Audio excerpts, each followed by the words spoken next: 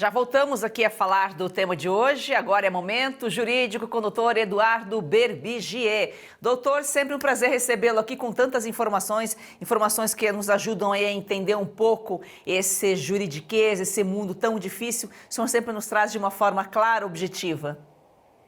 Olá, Joyce. Primeiro de participar aqui com você, com nossos telespectadores. E estamos alguns dias quentes, né?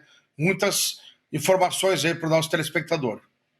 É isso aí, abrir aspas, não há provas suficientes para imputar ao réu Jair Bolsonaro os crimes de tentativa abolição violenta do Estado Democrático de Direito, golpe de Estado, dano qualificado pela violência e grave ameaça contra o patrimônio da União e com considerável prejuízo para a vítima e deterioração de patrimônio tombado. Fecha aspas. Esse é um trecho da leitura do voto do ministro Luiz Fux, que durou 12 horas.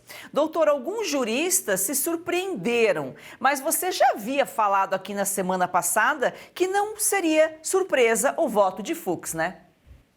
Exato. Nós falamos na semana passada que o Fux provavelmente iria divergir do Alexandre de Moraes. Foi o que aconteceu. Se você lembrar bem, a única coisa que eu disse é o seguinte: não sei se o Fux vai ter coragem de ir ao extremo e pedir a absolvição do Bolsonaro, votar pela absolvição e contrariar frontalmente o Moraes, ou se ele vai apenas pedir redução das penas. Mas a maioria dos juristas que conhecem o Fux e que sabem da sua trajetória já tinha essa expectativa no voto totalmente contrário ao do Alexandre de Moraes, como nós adiantamos aqui semana passada. E realmente foi uma aula de direito, foi um voto muito bem construído, um voto extenso, 12 horas de argumentação, e eu acredito que isso dá bastante força para a defesa do presidente Bolsonaro para as próximas etapas. E pelo menos mostra para a população nacional, aqui brasileira e internacional, a visão de um outro ministro supremo, uma outra visão, não a visão viciada do Moraes, do Dino, do Cristiano Zanin, que são inimigos declarados do Bolsonaro e nem deveriam estar participando desse julgamento, mas uma visão de um ministro que é juiz de carreira, já foi do STJ, agora está do STF, é o juiz que realmente tem posições muito sensatas. E isso complica muito o discurso do Moraes e do governo federal. Dizem que o andorinha só não faz verão, mas nesse caso, o voto aí do Fux, né, que diverge, como o doutor colocou aqui, de Alexandre de Moraes e Flávio Dino, né, mostra aí um homem sério, dá uma esperança para nós brasileiros no STF, no momento que a gente vive, repercutiu na imprensa mundial e veículos internacionais sugerem que o voto de Fux pode até reforçar o argumento da defesa de Bolsonaro, como colocou o doutor, e aqui que o caso deve ser decidido pelo plenário do STF, composto por 11 ministros, e não pela primeira turma com 5 juízes. Pode mudar a situação se isso ocorrer de fato, né, doutor? Sim, o Fux tocou num ponto fundamental. O Bolsonaro não deveria estar sendo julgado pelo Supremo. Isso é fato. O Bolsonaro não tem mais foro privilegiado, deveria estar sendo julgado em primeira instância. O Moraes usou esta lei de 2021 de defesa da soberania nacional e do Estado Democrático de Direito, que nada mais é uma lei que substituiu a antiga Lei de Segurança Nacional com uma série de absurdos ali, e mesmo assim foi uma interpretação do Alexandre de Moraes. Então o Fux defendeu o correto, que o Bolsonaro deveria ser julgado na primeira instância. Já que o Supremo entendeu que não deveria ser na primeira instância, que fosse no pleno. Porque nós temos que pensar o seguinte: a primeira turma, como acabei de dizer, tem 3 inimigos declarados do Bolsonaro. E isso é o princípio da justiça. Se o juiz é muito amigo ou inimigo capital, até o termo que a lei usa, de um réu, ele não pode julgar, ele está impedido de julgar.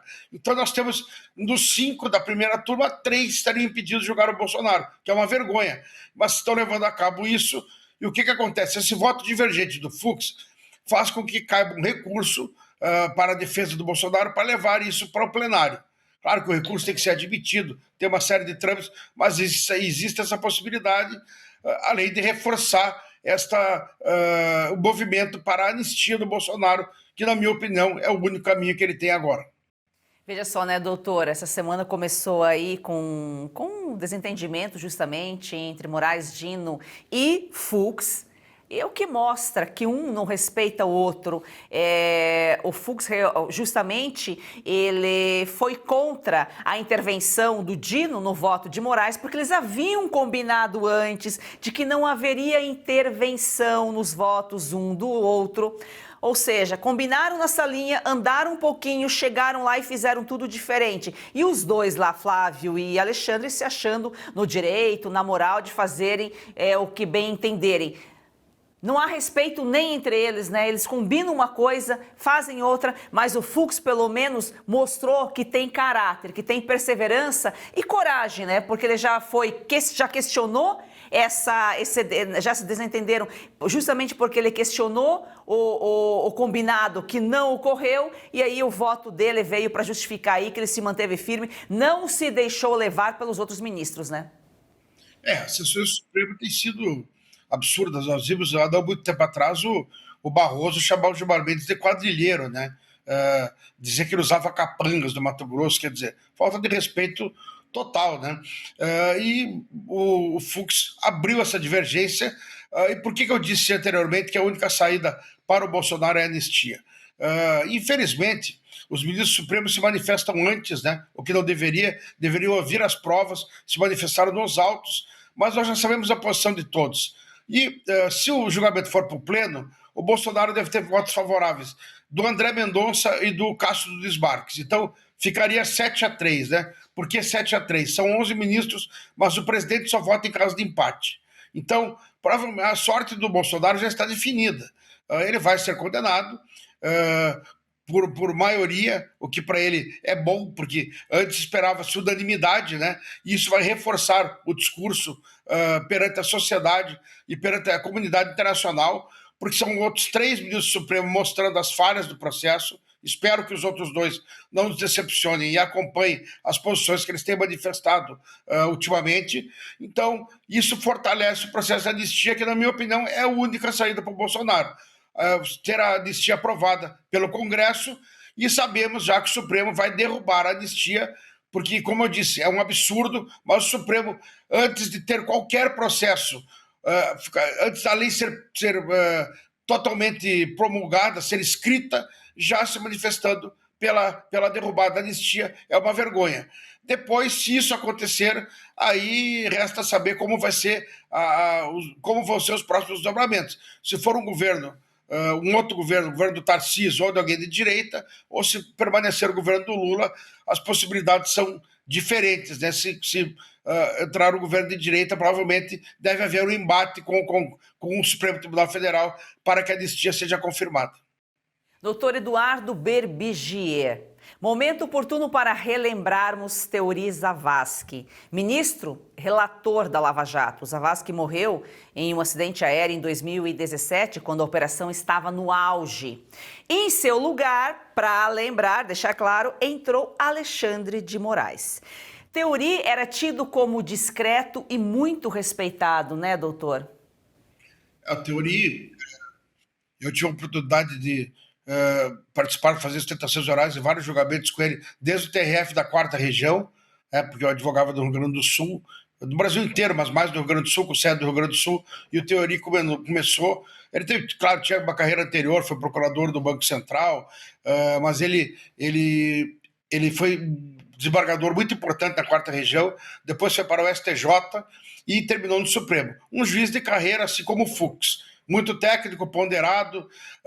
Nós vimos, na época da ebulição da Lava Jato, a imprensa toda atrás do Teori, e ele não dava entrevistas, não dava declarações, ele se manifestava pontualmente em algumas solenidades. Teve um discurso que ele ficou famoso, que ele fez, onde ele falou da Lava Jato. Então, era um juiz com outro perfil, realmente muito diferente do Moraes, um juiz muito respeitado, ponderado, sóbrio, um juiz que realmente faz falta para a Suprema Corte brasileira. Precisamos de mais juízes de carreira, assim como o Fux, assim como o Teori, e não oportunistas amigos do governo que o presidente escolhe de acordo com a sua conveniência momentânea, e depois nós temos que aguentar essas pessoas 30 anos do Supremo Tribunal Federal. Então, realmente, isso é uma vergonha, e o Teori Zavascki faz falta para o Supremo. E quando é de carreira, é profissional, e olha só que ele foi indicado por Dilma Rousseff, era técnico, objetivo e direto. E a Lava Jato sofreu um revés inesperado com a morte do ministro na época.